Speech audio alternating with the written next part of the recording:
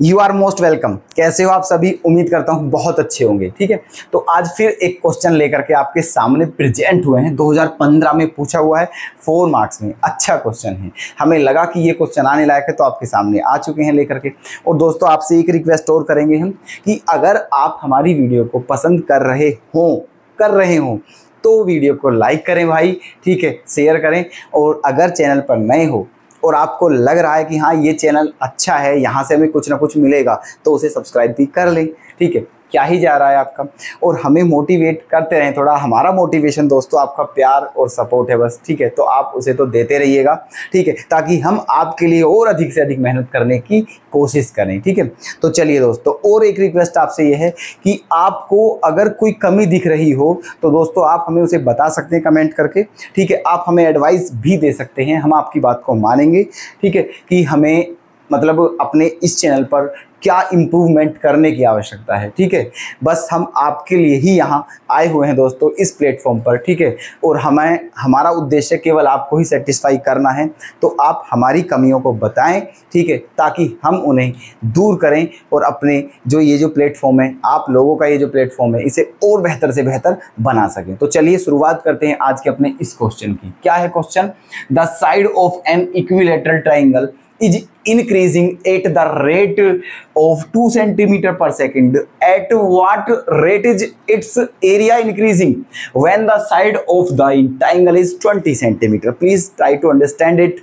समझने का प्रयास करें क्वेश्चन में क्या गिवन है। ठीक है, देखना सबसे पहली बात क्या है कि क्वेश्चन में क्या है, इक्विलैटरल ट्राइंगल है। सबसे पहली बात क्या है कि ये जो ट्राइंगल है इक्विलैटरल ट्राइंगल है। और I know that you know very well about equilateral triangle. ठीक है, आप सभी जानते होंगे कि इक्विलैटरल ट्राइंगल क्या होता है। तो देखते हैं, सबसे पहले हम एक इक्विलैटरल ट्राइंगल का निर्माण करते हैं। उसे निर्माण करने के लिए बहुत ज़्यादा कुछ आवश्यकता नहीं है। देखो ये बन गया है आपका इक्विलैटरल ट्राइंगल। ठीक है, और आप जानते हैं कि इक्विलैटरल ट्राइंगल की सारी साइड क्या होती है, इक्वल। तो मान लिया हमने कि ये भी आपकी एक्स है, ये भी एक्स है और ये भी एक्स है। ठीक है, सारी इक्वल दी हुई है। मान लिया ये भी एक्स सेंटीमीटर, ये भी एक्स सेंटीमीटर और ये भी एक्स सेंटीमीटर। कोई दिक्कत? ठीक है, अच्छी। हम अब क्वेश्चन में क्या दिया हुआ है, ये दिया हुआ है कि जो एक इक्विलैटरल ट्राइंगल है, ठीक है, उसकी जो साइड है वो इंक्रीज हो रही है। ठीक है, इक्विलैटरल ट्राइंगल की जो साइड है वो इंक्रीज हो रही है, और इंक्रीज होने की जो रेट है भाई मेरे, वो क्या है, 2 सेंटीमीटर पर सेकंड। कहने का मतलब ये है, जो इक्विलैटरल ट्राइंगल है उसकी जो साइड है वो हर सेकंड कितनी बढ़ रही है दोस्तों, 2 सेंटीमीटर इंक्रीज हो रही है हर सेकंड। ठीक है, तो पूछा है कि इसका, अब एक बात बताइए, जब इसकी साइड ही इंक्रीज हो रही है तो 101% बनता है ये वाली बात कि उसका एरिया भी इंक्रीज होगा। बताइए, होगा नहीं होगा? जरूर होगा मेरे भाई। ठीक है, अगर एक इक्विलैटरल ट्राइंगल है और उसकी साइड इंक्रीज हो रही है तो उसका एरिया भी इंक्रीज होगा, और अगर उसकी साइड डिक्रीज होती तो उसका एरिया भी डिक्रीज होता। क्योंकि साइड इंक्रीज होने का मतलब है इस इक्विलैटरल ट्राइंगल की शेप बढ़ रही है। ठीक है, और शेप बढ़ रही है मतलब ये पहले छोटा था, अब ये बड़ा बनेगा, और जितना बड़ा होता चले जाएगा उतना ही एरिया बड़ा घेरेगा, उतना ही अधिक इसका एरिया होगा, उतना ही इसका एरिया क्या होगा, मैक्सिमम होगा। तो इसीलिए ये बात बिल्कुल रियल है कि अगर इसकी साइड इंक्रीज हो रही है तो इसका एरिया भी इंक्रीज होगा। तो आपको यही बताना है कि अगर साइड 2 सेंटीमीटर पर सेकंड के रेट से इंक्रीज हो तो इसका एरिया किस रेट से इंक्रीज होगा।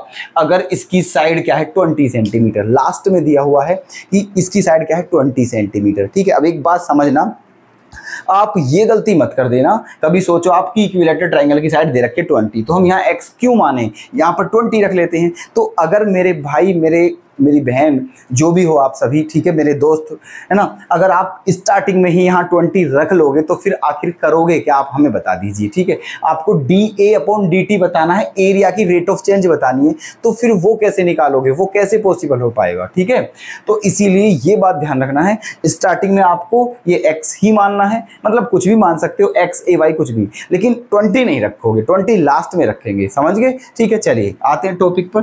तो हम लिखते हैं क्या दिया हुआ है इसमें।